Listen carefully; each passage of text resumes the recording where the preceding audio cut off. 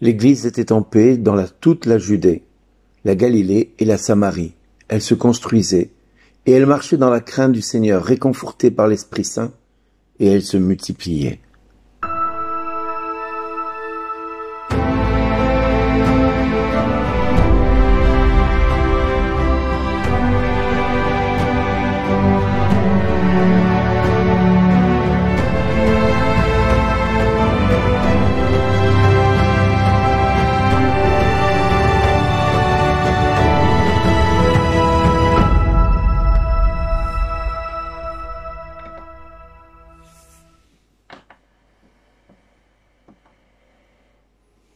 Bonjour les amis.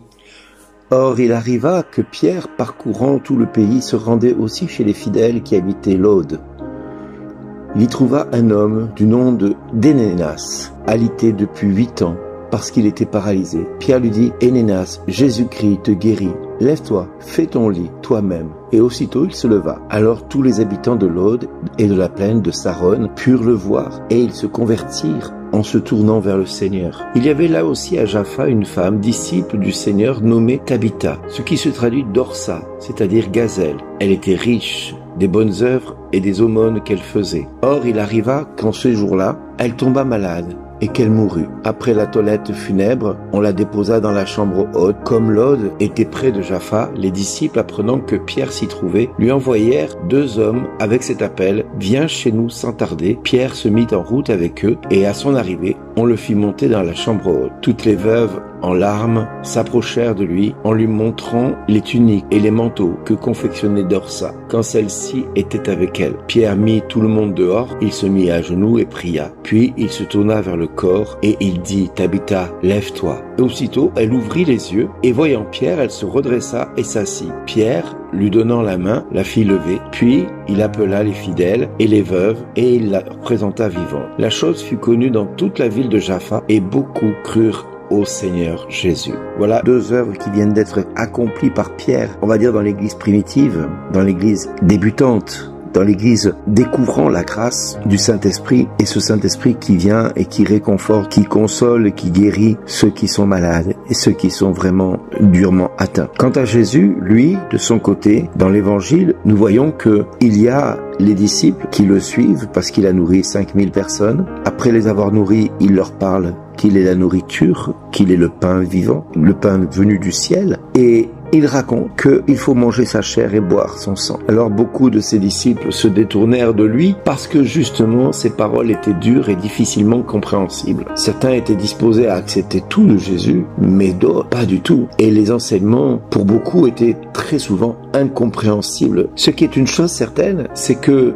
ce soit dans les Actes des Apôtres ou dans l'évangile de Jean, nous voyons 2 aspects de l'Église. L'Église avec le Maître, au tout début, où les apôtres suivent Jésus mais ne comprennent pas tout, essaient de répondre tant bien que mal aux questions de Jésus. Des fois ils tombent bien, des fois ils comprennent pas ce qu'il leur demande. Et puis par d'autres, il a des paroles tellement dures que ça les fait fuir. Ça fait fuir certains, parce que ces paroles sont d'une radicalité déconcertante. Quant à Pierre, lui, de son côté, il est envoyé par le Saint-Esprit et il visite les malades, il visite les personnes, il visite et il guérit au nom de Jésus-Christ. Il a découvert que maintenant il peut faire autant de choses que Jésus, même plus, puisque la parole de Dieu nous dit dans l'évangile de Jean, au chapitre 14, vous ferez des choses bien plus grandes que moi parce que je vais vers le Père. Tout ça pour nous dire quoi? De temps en temps, dans les évangiles, nous les surprenons à se tromper ou à avoir bien du mal à comprendre Jésus, à discuter de qui est le plus grand, le plus important d'entre eux, ou même à corriger leur maître lorsqu'il leur annonce sa passion. Mais nous les trouvons toujours à ses côtés, fidèles. Leur secret, ils aimaient vraiment Jésus. Ils comprenaient Jésus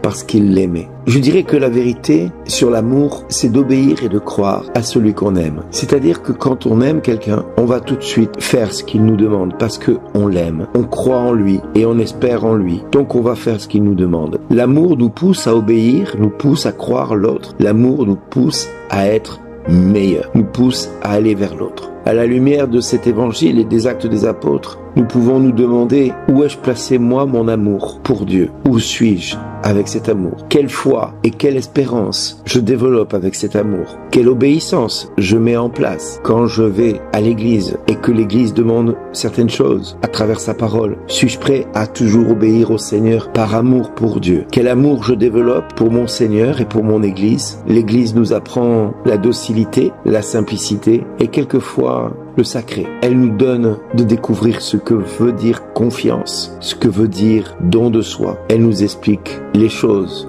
que nous vivons, les choses de Dieu, les choses que nous ne comprenons pas toujours. Alors mes amis, je demande au Père maintenant de nous montrer comment nous pouvons aimer encore plus notre Seigneur et notre Église, quand bien même celle-ci par moments nous fait défaut ou a des paroles trop dures, trop radicales, trop exigeante. Père, je te prie maintenant, parce que tu m'exauces toujours, parce que tu es toujours présent quand je t'appelle. Je te remercie, Père, d'exaucer cette prière, de venir à mon secours, de venir au secours de nos faiblesses à chacun. Je te remercie, Père, de faire de ce temps un temps d'amour, un temps de tendresse, un temps de présence à tes côtés. Fais-nous comprendre, fais-nous discerner ce que tu attends de nous. Aide-nous à comprendre les desseins de ta volonté. Aide-nous à comprendre ta divine volonté sur notre vie. Que nous puissions y obéir parce que nous la comprendrons. Que nous puissions y répondre par amour parce que nous croyons en toi et que nous t'aimons et que nous voulons t'obéir. Parce que nous savons que tout ce que tu nous demanderas, Seigneur, c'est pour notre meilleur, c'est pour notre bien. C'est pour notre bonheur, c'est par amour. Tu n'exigeras rien d'autre, Seigneur, que d'agir par amour. Alors, Seigneur, aide-nous aujourd'hui à faire ta divine volonté en nous expliquant clairement ce que tu attends de nous. Et merci de venir guérir et délivrer ceux qui sont enchaînés à la maladie, aux infirmités et à la mort. Oui, Père, au nom de Jésus, c'est dans tes meurtrissures, Jésus, que se trouve la guérison de tous ceux qui sont malades et enchaînés. Alors viens, Seigneur, nous délivrer, viens nous guérir. Merci, Père, de nous avoir entendus et de nous avoir exaucés. Parce que vers qui irions-nous, puisque tu as les paroles de la vie éternelle? Amen. Merci d'exister.